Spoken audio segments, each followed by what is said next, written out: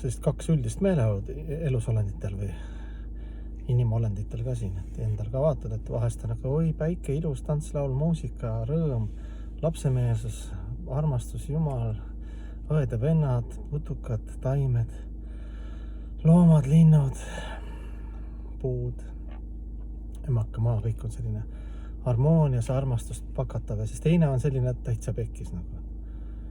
Mis toimub? Surm, sünd, iha, viha, kadedus, sõjad, ma ei tea, keemia, tapamajad, narkots, suhtekriisid, no ja nii edasi, eks ju. Et see osa ka nagu. Ja siis tuleb välja, et me oleme nii väiksed olendid ja siis täna ma tundsin, et kuidagi need mõlemad mahuvad ära sisse. Muidu nagu üks viib ära, teine viib ära, kas mõnikord tunned, et nagu mõlemad on ühelt poolt selline jumalik, igavikuline, kartmatu, kõike armastab siis taevalik energia,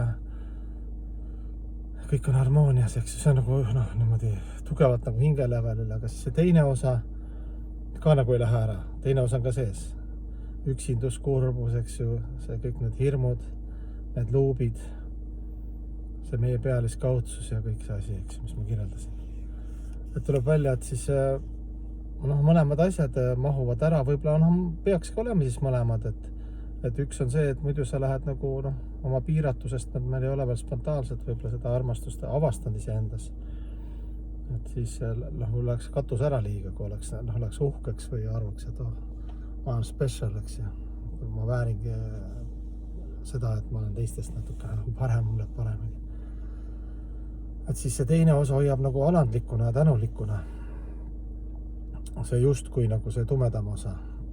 Aga võib-olla ta ei olegi nii tume. Võib-olla see on see materiaalse reaalsuse taju, et see on ka Jumala poolt antud, et see sügavus säiliks ja kõrgus, eks ju. Ja siis samal ajal ei saa meilt keegi ära võtta seda lapsemeelsust.